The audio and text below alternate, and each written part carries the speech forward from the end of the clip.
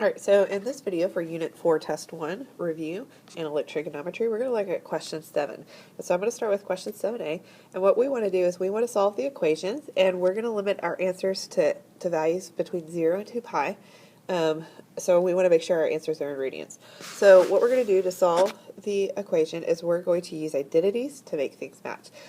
So in this one, notice I have the cosine of 2 theta equals the cosine of theta. Seems very strange, but I notice over here I have a double angle.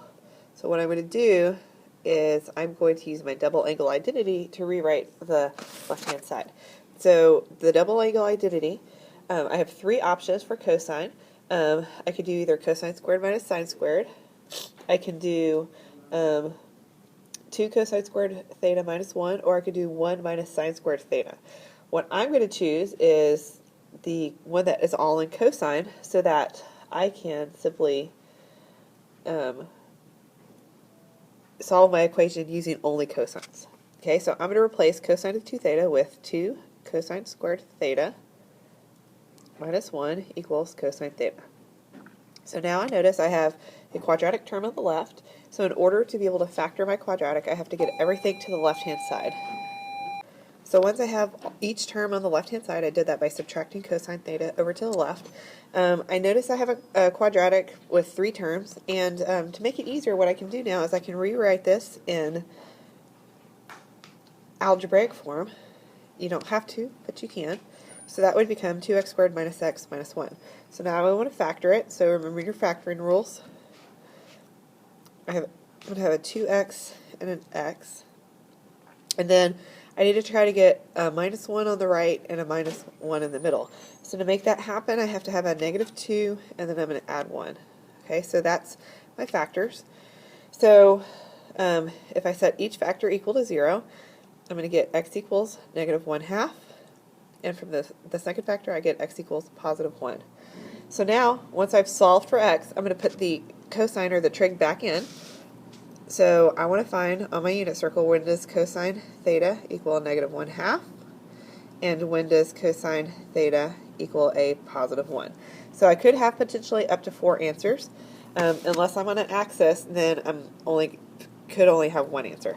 So negative 1/2 happens at 2 pi over 3 and 4 pi over 3. That's in quadrant 2 and quadrant 3. It's my 60-degree angles where that's the case. And then cosine is equal to positive 1 only on the right x-axis, and that's at 0. So my 3 answers then are going to be at 0, 2 pi over 3, and 4 pi over 3. Make sure that you answer in the appropriate form for your angle, and this one wanted radians as our answer. So that would be our answer for A. So now we're going to look at problem B. On problem B, I have cosine squared theta minus 2 sine theta plus 2 equals 0. So what I want to do is, since I have 2 types of trig, I cannot factor them apart. I'm going to have to replace one of the trigs to make it match the other.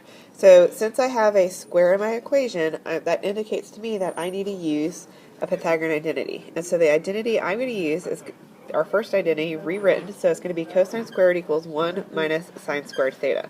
So let me replace that. And now what I'm going to do, once I've rewritten my equation replacing cosine squared theta with 1 minus sine squared theta, is I'm going to combine like terms and organize it in quadratic format. Once I've done this, I notice that my quadratic term, my squared term, is negative. I don't want a negative, so in order to make that go away, I'm going to multiply everything by negative 1 and change all the signs. So when I change all the signs, it now becomes positive sine squared theta plus 2 sine theta minus 3. Okay, so now I'm going to rewrite it as an algebraic equation and factor it. So this is our quadratic in algebraic form right here. So when we factor it, we get x plus 3 times x minus 1. So to get our solutions, we need to set each factor equal to 0 and solve for x. So we get the first factor gives us x equals negative 3. The second factor gives us x equals a positive 1. So now what we want to do is we're going to plug the trig back in. So notice that the trig that I replaced was in this part of the equation. So we replaced sine with x, so we're going to put sine back in. So we want to find when the sine of x equals negative 3, and we want to find when the sine of x equals 1. So remembering back to what you know about Sine and cosine, if you think of the unit circle, the largest sine and cosine value on the unit circle is 1. So if we have any number that's greater than 1 or less than -1, we cannot get an answer. So this one actually produces a no solution. There's no angle that gives us a sine value of -3. Okay? That doesn't mean there's no answer to the problem, just that that part of the problem produces no solution. Okay, so I'm also going to look at sine x equals 1. So that happens at 90 degrees, but since we're in radians, we're going to put it in radians, so that's going to happen at pi over 2. So we only have one solution for this problem because the other factor produced no solution for us. And that is how you would solve equations using some double angle identities and some Pythagorean identities.